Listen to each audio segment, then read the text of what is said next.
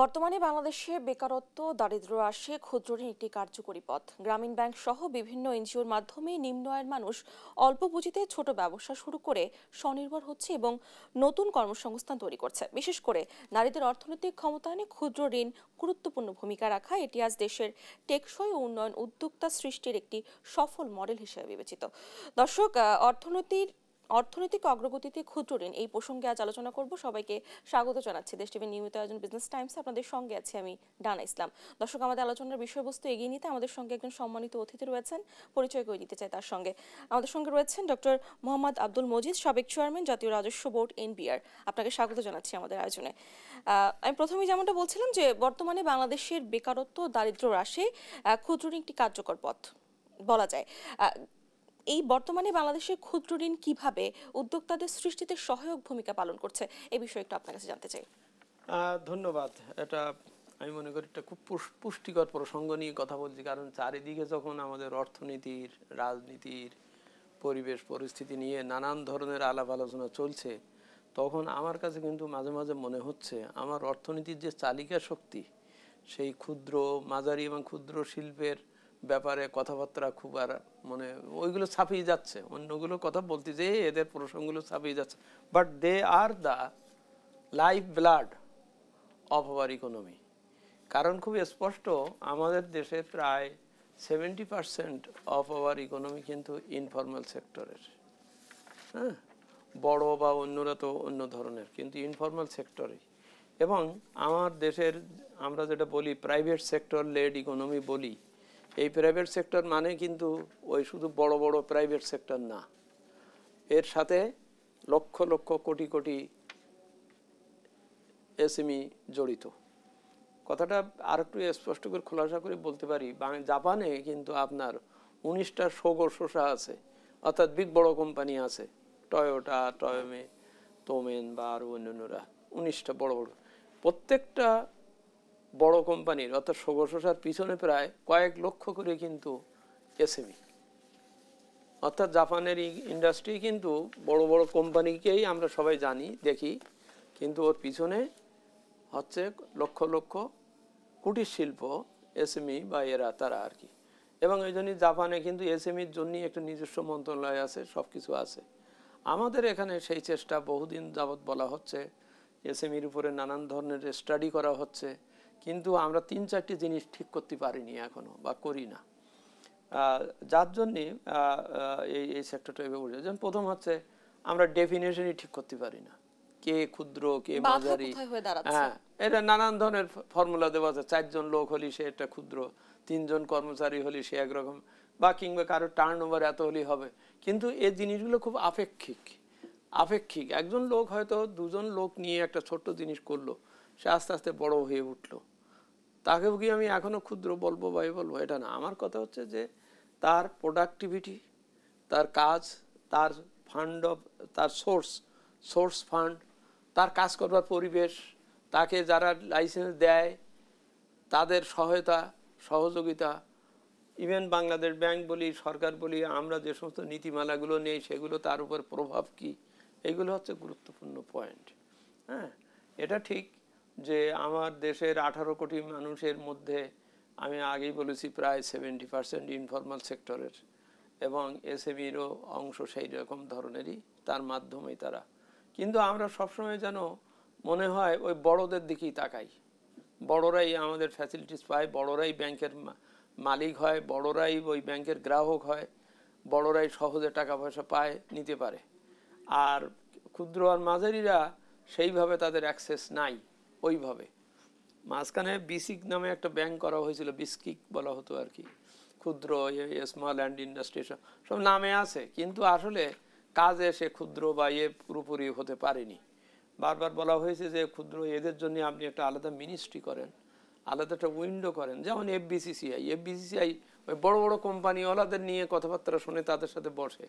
কিন্তু আমরা বারবার বলেছি বা চেষ্টা করা হয়েছে যে আপনার ক্ষুদ্রদের জন্য একটা উইন্ডো থাকুক, ক্ষুদ্র এবং মাঝারি, তারা যাতে এসে কাজ করতে পারে। ফলপ্রসূ কেন হচ্ছে না? বাধা কোথায় রয়েছে?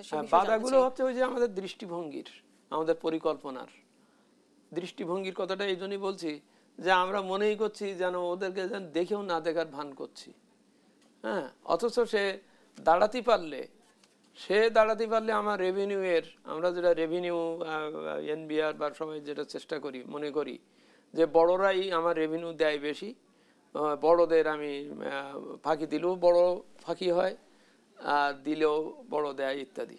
কিন্তু আসলে এই ক্ষুদ্র এবং মাঝারিরা এরা যদি অ্যাক্টিভ কাজ করতে পারে, এগোতে পারে, এখান থেকেই কিন্তু আমার অর্থনীতি চলনশীল হয় এবং গুডস অ্যান্ড সার্ভিসেস প্রডিউসেই এদেরই অবদান বেশি এবং এরা ওদের ব্যাকআপ হিসেবে কাজ করতে পারে বড়দের। তো সেই জন্যই আজকের আলোচনাটা আমি খুব প্রাসঙ্গিক মনে করছি। এই জন্যই আমরা যখন আমাদের অর্থনীতিকে এক ধরনের অচল অবস্থার থেকে টেনে তোলার চেষ্টা করতেই হবে, কারণ আমার ইকোনমি তো টিকে থাকতে হবে, বের করতে হবে, তখনই কিন্তু আমরা ওই এসএমইর ব্যাপারে দৃষ্টিভঙ্গিটা যদি একটু সরানো যেত বা যদি করতে পারতাম, তাহলে কিন্তু সেটাই সহজ পথ হতে পারত।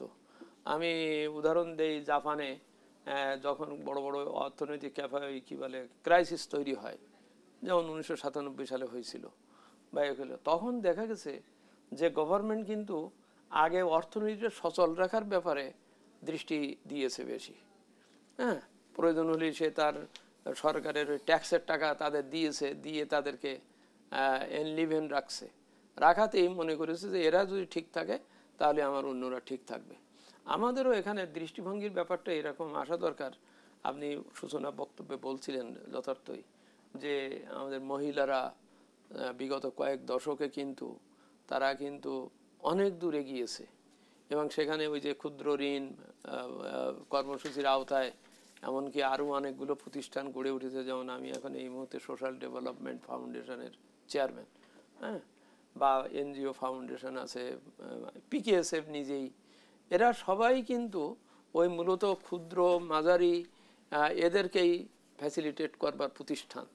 হ্যাঁ, তো সেই প্রতিষ্ঠানগুলোর কার্যক্রমকে বাড়ানো দরকার এবং ওই নিম্ন এবং মধ্য পর্যায়ে যারা আছে তাদেরকে যথাযথ পুঁজি দেওয়া, তাদেরকে কাজে লিভেন করে তোলা, আগ্রহী করে তোলা, তাহলে আমি মনে করি that would be a better way to save or salvage your economy, your country.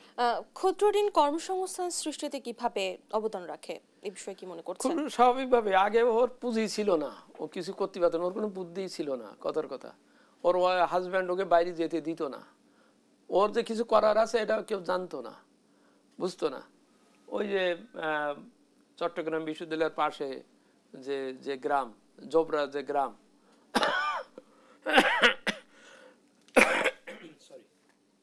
আমাদের মাননীয় বর্তমান প্রধান উপদেষ্টা মহোদয়, তিনি চিটাগাং ইউনিভার্সিটিতে ইকোনমিক্সে যখন অধ্যাপক ছিলেন, তিনি চিন্তা করেছিলেন যে আমার পাশে জোবরা গ্রাম, এই মহিলারা তারা কোনো কাজ পারে বা করে বা করতে পারে, কিছু পারে, তাদের সেই সক্ষমতার কিছু নাই।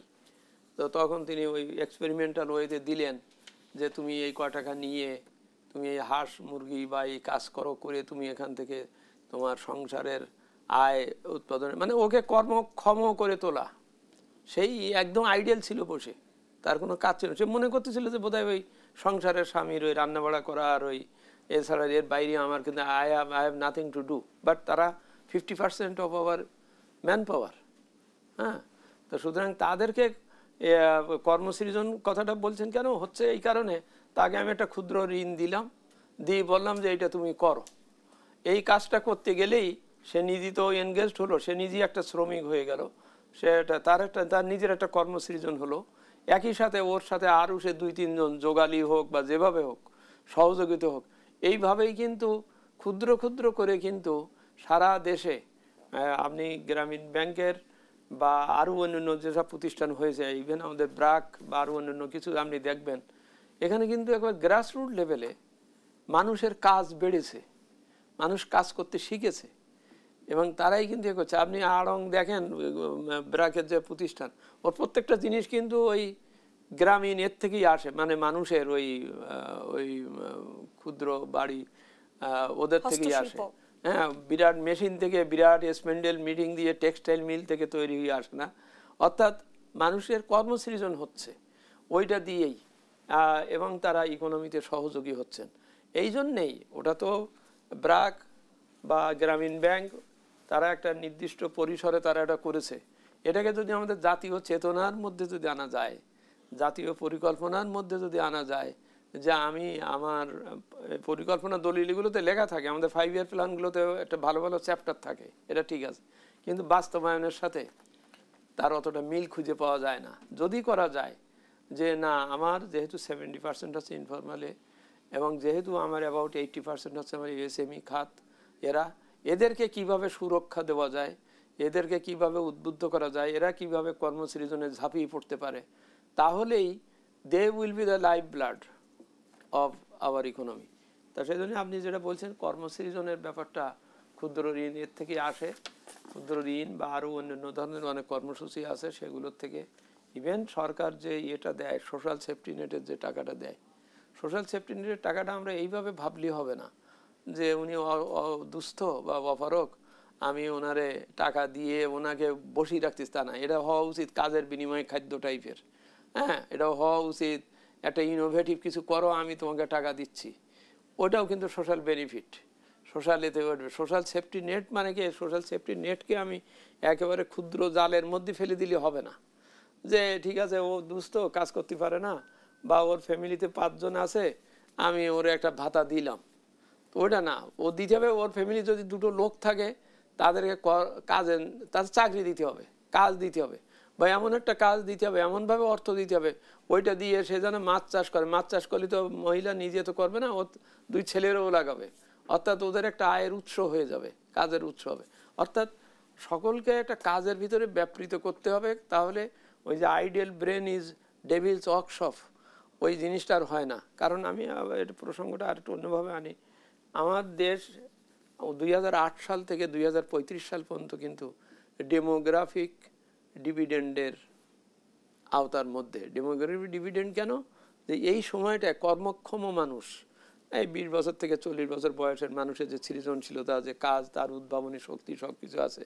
এই এক একটা জাতির কিন্তু এইরকম একটা কয়েক বছর সময় আসে, তার জনবল জনমিতির একটা হিসাব থেকে দেখা যায় যে একটা সার্টেন টাইমে তার সব ভালো ভালো কর্মক্ষম মানুষের একসাথে হয়। বাংলাদেশ সেইটার একটা 2008 থেকে 2035, ইতিমধ্যে আমাদের তো চলে গেছে প্রায় 10 বছর বাকি আছে। হ্যাঁ, তো এখন আমি যদি আমার এই বিপুল বিশাল জনসমষ্টি, কর্মক্ষম জনসমষ্টি, তাদেরকে যদি আমি ইতিমধ্যে যদি কর্মের সৃজিত না করতে পারি, নিয়োজিত না করতে পারি, তাহলে 2035 সালের পরে এরা কিন্তু কর্মক্ষমতা যেমন কমে যাবে, আর তার চাইতে বড় কথা ভয় হচ্ছে যে they can be turned into a disaster. অর্থাৎ ওই যে ডেভিলস ওয়ার্কশপ বলতেছিলাম, ও জানে কিছু লেখাপড়া জানে, কিন্তু ওর কাজ নাই, ও কিছু চাকরি পাচ্ছে না, ওর কিছু করার নাই, ও হতাশ হচ্ছে। এই হতাশা হতে হতে যে আমরা ওই যে নানান ধরনের মাদক বা আরও কত কিছুতে দেখতেছি, কারণ সে তো একটা কিছু করবে বা করে, এটা আমার ম্যান পাওয়ারের বিরাট একটা loss, and they could be a disaster.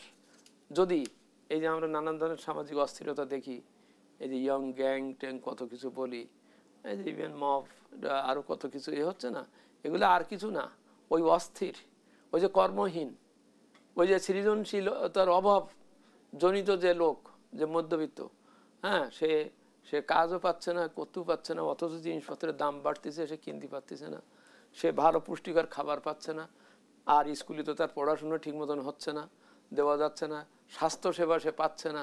তার অর্থাৎ স্বাস্থ্যসেবা না পেয়ে সে নিজেই স্বাস্থ্যগতভাবে যেমন দুর্বল হচ্ছে, উপযুক্ত জ্ঞান সম্পন্ন, টেকনোলজি সম্পন্ন, স্কিল ম্যান পাওয়ার হওয়ার সুযোগ যদি সে না পায়, তাহলে সে, আমার বিরাট সম্ভাবনা হতে পারত, সে বরং দুর্ভাবনার কারণ হয়ে যাচ্ছে।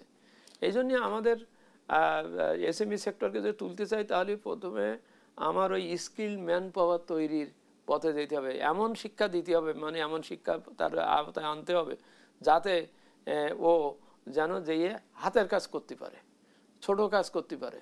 আমি আপনাকে একজনকে হয়তো এমএ পাস করে দিলাম, সে বলবেন তা আমি এখন কিভাবে, মানে ওর নিজের থেকে একটা মনের ভিতরে আসে, তা আমি কেন এই মেশিন চালাবো বা এটা করব, এইটা না, ওকে ওই কাজে, কারণ এটা আমার আরও একটা দরকার এই জন্যই যে আমি যদি এই স্কিল মেম্বারটা করতে পারি, তাহলে সে বিদেশে যেতে পারবে, বিদেশে সে আরও বেশি মূল্যে চাকরি পাবে, তার কনভারসেশন ক্ষমতা বাড়বে, স্কিল ম্যানেজার করলে ও ওখানে যে টাকা আয় করবে ওই টাকা দেশে পাঠাবে, দেশে আবার ওই টাকাকেই ব্যবহার করে আমি যে সিকিউরিটাইজেশন করে আমি যে ছোটো ছোটো কোম্পানি করে দিলে এখানেও ওইটার কাজ হবে।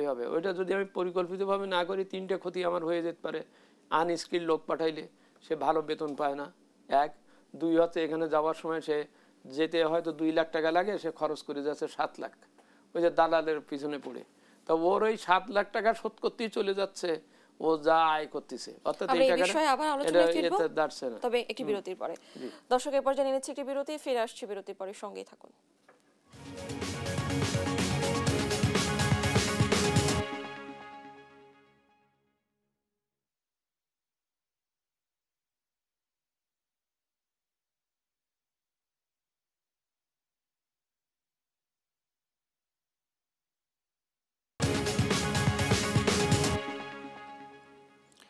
দর্শক বিরতির পর সবাইকে আরো একবার স্বাগত জানাচ্ছি। আমরা ফিরে যাচ্ছি আমাদের আলোচনায়। জনাব মোহাম্মদ আব্দুল মজিদ, আমি এবার জানতে চাই, এই যে ক্ষুদ্র ঋণের উচ্চ সুদের হার বাংলাদেশের ক্ষুদ্র উদ্যোক্তাদের উপর প্রভাব ফেলছে, এই বিষয়ে কি বলবেন? হ্যাঁ, এটা ঠিক যে ক্ষুদ্র ঋণ যারা দিচ্ছেন বা যারা দিয়ে থাকেন তাদের ফান্ড আবার আনতে হয় অন্য জায়গার থেকে, ফ্রি না আর কি। এবং আরেকটা রিস্ক থেকে যায় তাদের, যে আমি যদি সস্তায় দেই, সস্তায় কেউ পাইলে ওইটার আবার কেউ মূল্যায়ন করে না। এটা একটা যেমন পয়েন্ট। দায়িত্বশীলতার প্রশ্ন এখানে একটু বেশি করে দেওয়া হয় এই জন্যই যে সে যেন দায়িত্বশীল হয়, যে আমার এই টাকাটা শোধ করতে হবে, আমার এটা যদি আমি ফ্রি দিতাম তাহলে কিন্তু ওর ভিতরে ওটা গ্রো করতো না। আমি আবার বলি, আমার সোশ্যাল ডেভেলপমেন্ট ফাউন্ডেশনের ব্যাপারেই বলছি, সেখানে আমরা ওয়ার্ল্ড ব্যাংক থেকে লোন নেই, সরকার, বাংলাদেশ সরকার লোন নেয়, নিয়ে সেই টাকাটা এদেরকে, অর্থাৎ গ্রামীণ এই যে দরিদ্র যাদের আমরা ক্ষুদ্র ভাই বলছি, দরিদ্র, তাদেরকে আমরা এটা ফ্রি দেই। ফ্রি দেওয়াতে হচ্ছে কি, নিচ্ছে টাকা, মনে করছে এটা তো ফ্রি বা এটা শোধ দিতে হবে না, ফলে ওদের দায়িত্বশীলতায় টাকাটার সতর্কতার সাথে গ্রহণ করায়, ব্যবহার করায় এক ধরনের অন্য ধরনের উন্নাসিকতা ভাব চলে আসে আর কি। হ্যাঁ, এটা ঠিক। আবার ওই যে আপনি সুদের হার যেটা বলছেন, এটা অস্বাভাবিক বেশি হওয়া মোটেই বাঞ্ছনীয় নয়। স্প্রেড আর কি, স্প্রেডটা বেশি বাঞ্ছনীয় নয়। এক্ষেত্রে দেখা যাচ্ছে দেশে ক্ষুদ্র ঋণ বিতরণ যেমন বেড়েছে, তেমনি খেলাপি ঋণের পরিমাণও বেড়েছে। ওই কারণে এখানে দুটোর মাঝামাঝি হওয়া দরকার। যেমন ফ্রি দেওয়া দরকার নাই বা দেওয়া যাবে না, কারণ সে দায়িত্বশীল হবে না। আবার তাকে এইটা নিয়ে যদি তার কস্ট অফ ডুইং বিজনেস বেড়ে যায় যদি বা হয়, তাহলে সে দুটো কাজ করবে। এক হবে ওইটা ব্যবহার করতে পারবে না, ফলে সে ঋণ খেলাপি হয়ে যাবে, পারবে না। আর একটা হচ্ছে যে সে আবার যেটা প্রডিউস করবে সেখানেও সে ওই কস্টিংটা ধরবে এটার পুরো, ফলে ওর ওই জিনিসটা আবার বিক্রি হবে না। তো সুতরাং দুইটার ভিতরে একটা সমন্বয় আনতে হবে। আমার টাকারও নিরাপত্তা, ও যেন দায়িত্বশীলতার সাথে ব্যবহার করে, ও যেন রিটার্নটা দেয়, এটাও যেমন দেখতে হবে, তেমনি আবার এটাও দেখতে হবে ও যেন রিটার্ন দিতে পারে, সেইভাবে আমার রেটটা দিতে হবে। সাধারণত দেখা গেছে যে আমাদের ব্যাংকগুলো যে লোন দেয় এটা খুব ইজিলি নিয়ে নেয়। হ্যাঁ, ও ঠিক আছে, দেব না, সুদের হার কম আছে, ক বছর পরে দেবো, এটা। কিন্তু এই গ্রামীণ ব্যাংক বা এই যে যারা ক্ষুদ্র ঋণে যারা নেয়, এদের কিন্তু রিটার্ন কিন্তু ভালো, এদের কিন্তু খুব বেশি এটা হয় না আর কি। সেজন্য আমি বলছি যে একটা সুষম সহনীয় একটা ওই কারণেই যেটা প্রথমে বলছিলাম, সরকারের একটা খুব উচ্চ পর্যায়ের একটা বডি থাকা উচিত, পলিসি মেকার থাকা উচিত, যে খুব স্পেসিফিকভাবে এই ক্ষুদ্র এবং মাঝারিদের জন্যে সহনশীল নীতিমালা বা তৈরি করবে। বাংলাদেশ ব্যাংক হয়তো বড় ছোট সকলের জন্য সুদের হার নির্ধারণ করছে, তার দৃষ্টিভঙ্গি অন্য ধরনের, কিন্তু তার একটা আলাদা উইং থাকা দরকার, যে না ক্ষুদ্র এবং মাঝারিদের জন্য আমি বেঁধে দেবো যে না তুমি এর বেশি চাইতে পারবে না, এর বেশি ও দেবে না, ইত্যাদি ইত্যাদি। এগুলো পলিসির ব্যাপার, ভালো করে করতে হবে। বা প্রয়োজন হলে ওদের জন্য আলাদা স্পেসিফাইড ব্যাংক করতে হবে। আমাদের ওই দুটো একটা ব্যাংক করা হয়েছিল ঠিকই, কিন্তু সে আস্তে আস্তে হয়ে গেছে ওই কমার্শিয়াল ব্যাংক হয়ে গেছে আর কি। এইটা না, এটা বলতে হবে যে একদম তোমার কাজ, তোমার পুরো রুজি, তোমার বিষয় দেওয়া হবে, তুমি এর ভিতরে সীমিত থাকবা, তোমার পলিসি দৃষ্টিভঙ্গি থাকবে। ওর যদি এটা মনে হয় যে করেছি ঠিক আছে ক্ষুদ্র ঋণের জন্যই, কিন্তু সে তো আমার কাছে ঢুকতেই পারে না, সে আসতেই পারে না, কোলাটেরাল কি বোঝে না বা দেওয়া সম্ভব না। সেইটা মনে করে যদি আমি ব্যাংকিং চালাই, আমি যদিও ক্ষুদ্র ঋণে, ক্ষুদ্র ব্যবসায়, ক্ষুদ্রদের জন্য ব্যাংকের দৃষ্টিভঙ্গির ব্যাপারটা ইম্পর্টেন্ট হয়ে যাবে। আমি মনে করলাম হ্যাঁ আমি এখানে একটা অফিস খুলেছি, আমি একজন এমডি, আমার বিরাট লোকজন আছে, চালাবো কী করে? আমি যদি ওরে সস্তায় দেই এবং ও যদি এটা না দেয় যদি ফেরত, তাহলে আমার কোলাটেরালের ব্যাপারটা কেন আসতেছে? এটা মনে করতে হবে যে তোমাকে তৈরি করা হয়েছে এই ব্যাংক শুধু ওদেরটা করার জন্যে, ও যাতে দিতে পারে, ওর ওর ওর ওর কোলাটেরাল ফ্রি দিতে গেলে ওর যা যা লাগবে, যায় ওকে ওকে ওকে প্রস্তুত করতে হবে। আমাদের দেশে যেমন ওই যে উদাহরণটা হচ্ছে এই যে 2000 ওই করোনার সময় সরকার মোট 50,000 কোটি টাকা যে প্রণোদনাটা বললো, ইনসেন্টিভ দেওয়ার কথাটা বললো, সেখানে 30 ছিল বড়দের জন্য 30,000 কোটি টাকা, আর 20 ছিল ক্ষুদ্র মাঝারির জন্য। দেখা গেল ওই 30 কোটি ঠিকই কিন্তু ডিসবার্স হয়ে গেছে, কারণ ওই যে বড়রা ওনাদের নিজেদেরই ব্যাংক, ওনাদের খাতির করে, ও ম্যানেজার নিজে যেয়ে ওনারা ডেকে এনে দিচ্ছে, আপনি নেন, জানে যে উনি দিলে আমার জন্য সুবিধা, আমি নিশ্চিত টাকাটা ফেরত পাবো, আমার কোনো টেনশন করতে হয় না। ছোটদের জন্যও দিলাম যেটা 20,000 কোটি টাকা, ওই লোকই যেতেই পারলো না ব্যাংকের কাছে, না না ওরে দেবো কেন, ওরে তো আমি চিনি না, ও তো কি আমার টাকা মেরে দেবে কিনা, কি হবে। ও ব্যাংক ওর ওই ধারণা দিয়ে ওখানে রয়ে গেছে। ফলে সেই 20,000 কোটি টাকা কিন্তু এখনো পর্যন্ত যথাযথভাবে ওই ক্ষুদ্র মাঝারিদের কাছে পৌঁছায়নি। অন দ্য আদার হ্যান্ড বড়রা টাকাগুলো নিয়ে সেটা অন্যভাবে খেলাপি হয়ে বা চলে যে অন্যদিকে চলে গেছে, ওটা আমার একটা লস কেস হয়ে গেছে মনে হয়েছে। অনেক কাজে লেগেছে, এটা ঠিক আছে, কিন্তু ওভারঅল মনে হয়েছে। কিন্তু এখানে এর দেওয়ার দরকার ছিল আরো বেশি, এই জন্যই যে ও তো একবারে ও তো কিছু দাঁড়াতেই পারে, বড় যে সে 2 দিন 4 দিন না খেয়ে থাকলেও সে দাঁড়াতেই পারে, সে জানে।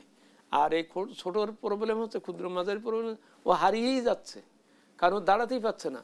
ওর এই 20,000 কোটি টাকাটা কিন্তু ওর যথাসময়ে পাওয়া দরকার ছিল বা দিলে কাজ হতো, কিন্তু পাইনি, কারণ ওই যে ওর আমার টাকাটা যে নিতে আসবে এই পর্যন্ত পৌঁছাতেই পারে না। এই কাগজ লাগবে, সেই কাগজ লাগবে, এই সিগনেচার লাগবে, ওই লাগবে, এইসব কথা বলি, মানে আমি ওকে বাঁধতে চেষ্টা করতেছি যে আমার এই টাকাটা যেন না নিয়ে যায়, এই জন্য ওরে ধরবো। তো সেই জন্য আমি বাছাবাছি করতে যেয়ে, ওরে এগোতে যেয়ে আমার এই দেওয়াটা মানে হয়নি। সেই টাকা এখন বিভিন্ন সংস্থার মাধ্যমে দেওয়া হচ্ছে। অর্থাৎ আমাদের আলোচনাতেই থাকি যে সুদের হারটা ক্ষুদ্র ঋণের ক্ষেত্রে বেশি হওয়াটা কতটা বাঞ্ছনীয় বা সেটা হচ্ছে আমি মনে করি ওইটুকুই পর্যন্ত যাওয়া উচিত, যেন এটা নিশ্চিত করে যে ও এটা ব্যবহার করতে পারবে এবং এটা ফেরত দেওয়ার যোগ্যতা, সক্ষমতা সে অর্জন করবে। এটা এমন হওয়া উচিত না যে শেষে আমার এই অতি সুদ, অতি হার, স্প্রেড কিন্তু বাড়ে। যেমন আমরা যদি মনে করি যে এটা আপনার 8% সুদ, ওটা কিন্তু টোটাল যে ইফেক্ট কিন্তু প্রায় 15-20 হয়ে যায়, কারণ ও আবার আরেক জায়গার থেকে নেয়, তারে দিতে হয়, তারপরে আমার এখানে আর ওই হিসেবের ব্যাপার আছে, ওই ব্যাংকে আনতে গেলে সেখানে কিছু পয়সা খরচ আছে, এটা ওটা আসে। দেখা গেল যে যদিও আমি বলছি 8%, কিন্তু ওটা হয়ে যায় 20-22%। আমার এই সিস্টেমটাকে করতে হবে, ঢালাই করতে হবে। ও যেন 8% মানে 8%ই পায়, ওর স্প্রেড যেন ওখানেই থেমে থাকে, ঠিক থাকে, ওর যেন অন্য আনুষঙ্গিক যে লস, ক্ষতি বা এটা ওটা এগুলো যেন না হয় থাকে। সুতরাং সহনীয় এবং ইমপ্লিমেন্ট করা যাবে এইভাবে সুদের হার বা এগুলো ঠিক করা উচিত। সেই জন্যে যে দিচ্ছে তার যদি প্রয়োজন হয় অন্য জায়গা থেকে টাকা জোগাড় করে নিয়ে তাকে এটা দেওয়ার ব্যাপারে সক্ষম করতে হবে। আরেকটি বিষয় আপনাকে জানতে চাই, ক্ষুদ্র ঋণ কি সত্যি স্বনির্ভরতা তৈরি করে নাকি ঋণের উপর নির্ভরতা বাড়ায়? নিজের উপর নির্ভরতা মানেই হচ্ছে স্বনির্ভরতা, ভালো বাংলা করে বললে তাই। কিন্তু আর স্বনির্ভর হওয়া মানে হচ্ছে আমি একা একা স্বনির্ভর হচ্ছি না, আমার সাথে আমার পরিবার, আমার অঞ্চল, আমার দেশ, আমার ক্ষেত্র সবই স্বনির্ভর হচ্ছে। কারণ ক্ষুদ্র ব্যষ্টি থেকেই তো সমষ্টি।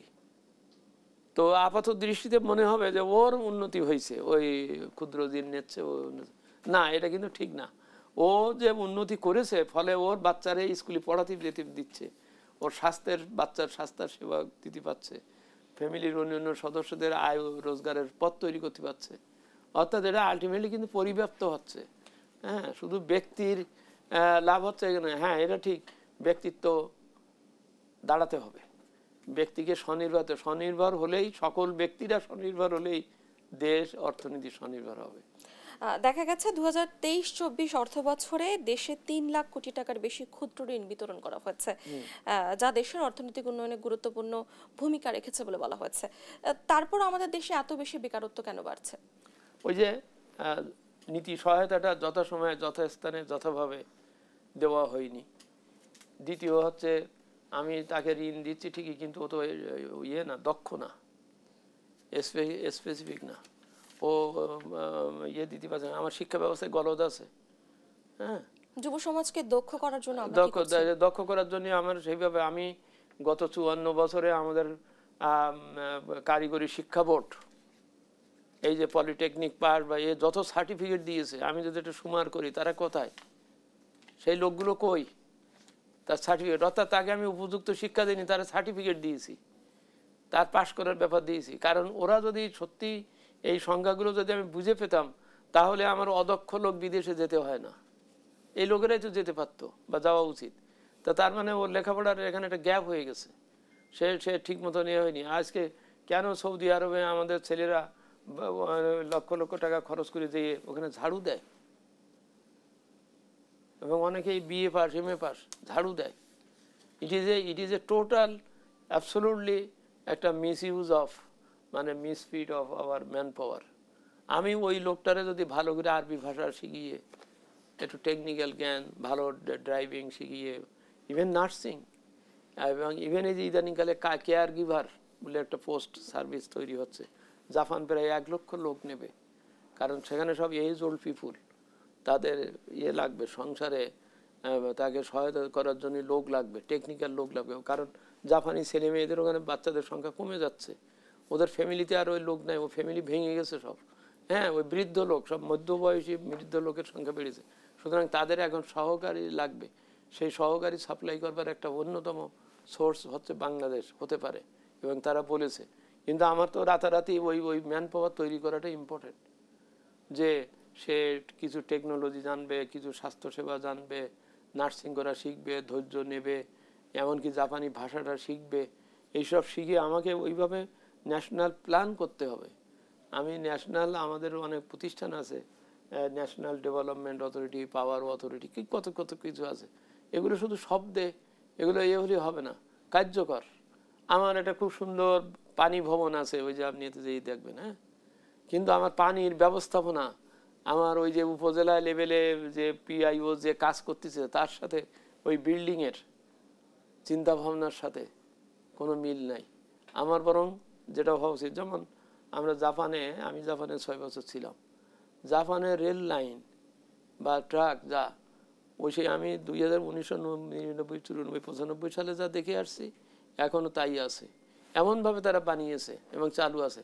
আর আমাদের মেট্রো রেল এমনভাবে বানানো হচ্ছে যেন বিরাট একটা ব্যাপার। হ্যাঁ, এটা খুব একটা উচ্চ মার্গের, একটা ধনী দেশও এইভাবে এত করে জিনিসপত্র তৈরি করে না। তার চেয়ে কী হলো, চালু হয়েই এখন দেখতে পাচ্ছি, বেশি দিন যায় নাই, ওই বিয়ারিং পাইপ বেরিয়ে পড়তেছে। কালকে দেখলাম যে এসি বন্ধ হয়ে যায়, তারপরে বৃষ্টির পানি বলে পড়ে। তো তার মানে কি হলো, আমি তো টেকসই কোনো করতে পারলাম না বা পাচ্ছি না। সুতরাং আমি মনে করি যে এই যে যুব শ্রেণী বা যে আমার দক্ষ মনোবল, ম্যান পাওয়ার তৈরি করা, তাদের কাজের করা, তাদের দৃষ্টিভঙ্গি করে, এবং এর জন্য যত নীতি সহায়তা দেওয়া দরকার।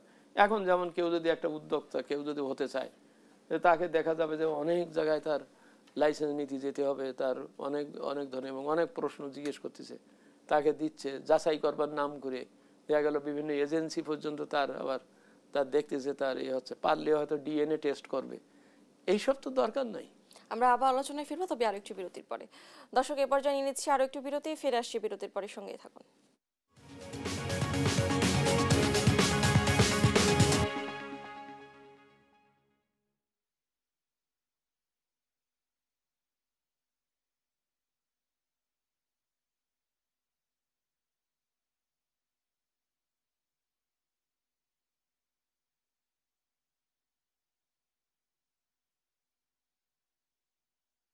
টাইমস। ক্ষুদ্র ঋণ ভিত্তিক ব্যবসার স্থায়িত্ব নিশ্চিত করতে কি ধরনের সহায়তা প্রয়োজন বলে আপনি মনে করছেন? যেটা আগেও বলেছি যে নীতি সহায়তা, অর্থাৎ তাকে প্রথম হচ্ছে সে যেন লাইসেন্সটা পায় সহজে, বিরাট কিছু করে দরে দরে ঘুরে ঘুরে তার যে লাইসেন্স পেতে হয় এটা না, এটা সহজ করে দিতে হবে, সিম্পলিফাই করে দিতে হবে। দ্বিতীয় হচ্ছে তাকে সহজ শর্তে তার ফান্ড দরকার, এটা ওই নর্মাল ব্যাংকের থেকে ওই লোন ওই ওই ইয়ে করে শর্ত মেনে এসে করতে পারবে না। তার জন্য একটা আলাদা উইন্ডো, আলাদা ফান্ড, আলাদা বাজেট থাকতে হবে, আছেও হয়তো, কিন্তু সেগুলোর ম্যানেজমেন্টটাও সুন্দর করতে হবে। করলে সে সহজে সহজ শর্তে সে পাবে। তৃতীয়ত হচ্ছে যে তাকে ব্যবসা করার যে পরিবেশ, যেখানে যে করছে, যেখানে যে করছে, রিপোর্ট করছে, করছে, সেগুলোতে যেন ওই কোনো ধরনের জটিলতা, কুটিলতা, হ্যাঁ, এই বাধাগুলো যাতে না থাকে, সহজে সে করতে পারে। যেমন আমি খুব সহজভাবে বলতে পারি যে একটা ক্ষুদ্র বা মিডিয়াম তারা যদি বলি যে তোমার একটা ইনকাম ট্যাক্সের ফাইল খুলতে হবে, কথার কথা, সেই ফাইল খুলতে গেলে যে অবস্থা, তারপরে ওই হিসেব দেখানো টেখানো নিয়ে তার সমস্যা হতে পারে। ওখানে পরিষ্কার আমাদের ছিল, আগেও ছিল, আমরা একটা প্যাকেজ করে বলে দিতাম যে ঠিক আছে তোমার এত আছে, তুমি এত ভ্যাট দিবা, এটা বলে দিলাম আর কি, সহজ করে দিলাম। সহজ করে দিতে হবে, হ্যাঁ। তাকে যদি আমি সঙ্গে সঙ্গে একেবারে সব কিছু করতে বলি, তবে ওখানেই ওর সময় নষ্ট হবে, মানুষের সময় নষ্ট হবেই হবে। ওর জন্যই সহজ রুল, সহজ সিস্টেম, সহজ কর রেট, সহজ ব্যবস্থাপনা এই ধরনের থাকবে আর কি। যেমন একটা ডাবের দোকানদার আমাকে বলছিল একদিন, মানে ওই সময় আমি যখন নিয়েছিলাম, আমি বললাম তুমি কি এটা সারাদিন কত বিক্রি করো, ভ্যাট কই, তুমি কীভাবে দাও? বললো স্যার আমি ভ্যাট দিতে চাই, আমার সারাদিনে যদি 4,000 বা 5,000 টাকা বিক্রি হয়, ওর ওপরে আমার যা আসে আমি সেটা দিতে চাই, কিন্তু কিভাবে দেব, কার কাছে দেব?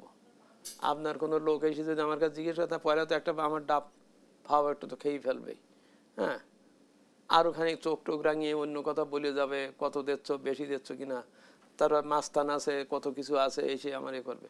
এটা যদি এরকম করেন স্যার যে আপনি আমার একটা পাস বই, ব্যাংকের একটা পাস বই খুলে দেন, একটা পাস বই দেন, আমি দিনে সারাদিন বা 3 দিন বা 1 সপ্তাহ পরে যা আমার হয় আমি পোস্ট অফিসে যেয়ে ওটা জমা দিয়ে দেবো, আমার একটা সিল মেরে দেবে, আমার কাছে থাকবে, আমি দেখাতে পারবো। কিন্তু ও যদি যেয়ে ভ্যাট অফিসে যেয়ে যদি এটা দিতে চায়, তো বলবেন তোমার ভ্যাটের নাম্বার কই, অমুক ফর্ম কই, এটা কই, সেটা কই। আর স্বাভাবিক, সেও তো একটা সরকারি নিয়মে যাত্রার কাছ থেকে পয়সা নিতে পারে না, বা নেওয়ার নিয়ম টিয়ম নেই। নিয়মকানুনগুলোকে সহজ করতে হবে। সহজ করলে আমি মনে করি কর আদায় বা আরও অন্যান্য সব কিছু, তার প্রোডাকশান সব কিছু, তারপরে সে জিনিস যেটা বানাচ্ছে সেটার উপরে আমি অধিকারে ভ্যাট বসাবো না, কারণ তাহলে ওর ওই জিনিস বিক্রি হবে না বা দাম হবে না। ওখানে আমাকে ও একটু সহজ ভ্যাট রেটে যদি সে জিনিসটা তৈরি করতে পারে, তাহলে সে বেশি বিক্রি করতে পারবে। আর বেশি বিক্রি করলে আমি অনেকগুলো গুণে অনেক ভ্যাট পাবো। আর আমি যদি ওর একবারে এমন একটা ভ্যাটের হার দিয়ে দিলাম যে সে ওইটা দিয়ে ওই জিনিস বানিয়ে সে ওইটা বিক্রি করতে গেলে সে ঠিক মতন পারবে না, তখন সে ফাঁকি দেবে বা অথবা একটা অচল অবস্থায় যাবে। অর্থাৎ আমি বারবার বলছি, নীতি সহায়তা, এনভায়রনমেন্ট, পরিবেশ, এগুলোতে তার প্রযত্ন প্রয়োজন হবে, এবং এটা জাতিকে, রাষ্ট্রকে এটা তাকে দিতে হবে। কারণ দিলে ইনডাইরেক্টলি আমি রিটার্ন পাবো, এটা এরম না যেটা হারিয়ে যাবে। ওই লোক যদি কিছু সুযোগ সুবিধা পেয়ে সে আমার ট্যাক্স না দিয়েও যদি দাঁড়াতে পারে, ওটাও আমার ইকোনমির জন্য লাভ। আজ হোক কাল হোক সে দেবে। ও যদি ওর বাচ্চারে ভালো করে পড়াশুনো করাতে পারে, আমার জনসম্পদ তৈরি হবে। ও যদি ওর পরিবারকে সুস্থ রাখতে পারে, তাহলে আমি একটা সুস্থ সমাজ বা দেশ পাবো। কারণ ও যদি অসুস্থ হয়, তাহলে ওর চিকিৎসা করতে যে ওর টাকা খরচ হবে। ওই অসুস্থতা যদি আরও সিরিয়াস হয়, তাহলে বিদেশে যদি যেতে, তাহলে আরও খরচ হবে। এইগুলোকে যদি আমি ওকে স্বয়ংভর একটা পরিস্থিতিতে, হ্যাঁ, যে সে বিনা মানে কি বলে, ন্যায়সঙ্গত নিয়মে তাৎক্ষণিকভাবে চিকিৎসা পাবে, এভাবে নিশ্চয়তা থাকবে, তাহলে লেখাপড়ায় থাকবে, তাহলে ওইটাই আমার টোটাল, আমি যদি একটা ক্রাউডিং ইফেক্ট এটা হিসেব করি, তাহলে আমার ইকোনমি হবে। আমি আরেকটি বিষয় আপনার কাছে জানতে চাই, সেটা হচ্ছে ক্ষুদ্র উদ্যোক্তাদের বাজার সংযোগে সরকারের কি করণীয় হতে পারে?